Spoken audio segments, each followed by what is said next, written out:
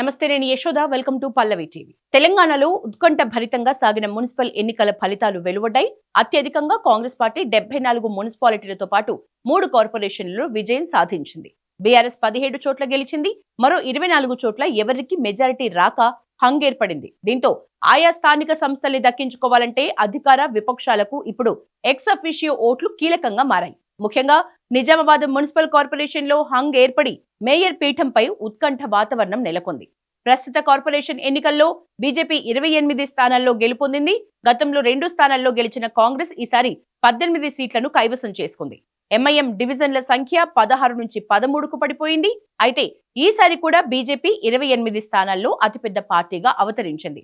అయితే మెజారిటీ రాకపోవడంతో హంగేర్పడింది. దీంతో మేయర్ పీఠం కోసం బీఆర్ఎస్ అభ్యర్థి ఎక్స్ అఫీషియో ఓట్లు కీలకం కానున్నాయి. బీజేపీకి ఎంపీ ధర్మపురి అరవింద్, ఎమ్మెల్యే ధన్పాల్ సూర్యనారాయణ సహా కామారెడ్డి ఎమ్మెల్యే కాటిపల్లి వెంకటరమణారెడ్డి, ఆర్మూరు ఎమ్మెల్యే పైడి రాకేష్ రెడ్డి ఉన్నారు. వీళ్ళందరికీ ఎక్స్ అఫీషియో ఓటు హక్కు ఉంటే నిజామాబాద్ కార్పొరేషన్ లో కాషాయ పార్టీ జెండా ఎగరవేసే అవకాశం ఉంది. అయితే మున్సిపల్ పీఠాల పోరులో ఎక్స్ అఫీషియో సభ్యులు ఎవరో ఎస్ఈసి క్లారిటీ ఇచ్చింది. తెలంగాణ మున్సిపాలిటీలో చట్టం 2019 ప్రకారం ఎక్స్ అఫీషియో సభ్యులుగా ఓటు హక్కు ఎవరికి ఉంటుందో తెలియజేస్తూ ఎస్ఈసి రాణి కుమ్మిదిని ఒక ప్రకటన చేశారు. ఇందులో రాజ్యసభ ఎంపీలు, ఎమ్మెల్సీలు, ఇతర ఎక్స్ అఫీషియో సభ్యులకు ఓటు హక్కు తప్పనిసరి అని తెలిపారు. అలాగే ఆయన మున్సిపాలిటీలు లేదా కార్పొరేషన్ పరిధిలో ఓటరుగా నమోదు కాని వారు ఓటు వేసేందుకు అనర్హులని ఆమె తెలిపారు.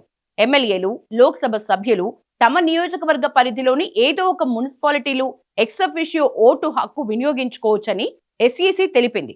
రాజ్యసభ సభ్యులు, ఎమ్మెల్సీలు మాత్రం తమకు ఓటు హక్కు ఉన్న చోట మాత్రమే ఎక్స్ అఫీషియో ఓటు వేయాల్సి ఉంటుంది.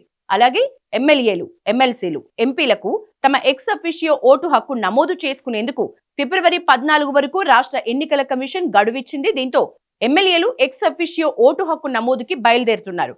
మరి ఈ నెల 16న జరిగే మేయర్ ఎన్నికల్లో నిజామాబాద్ పీఠం ఏ పార్టీ కైవసం చేసుకుంటుందో, ఏ పార్టీకి కలిసి వస్తుందో అన్నది ఉత్కంఠగా మారింది.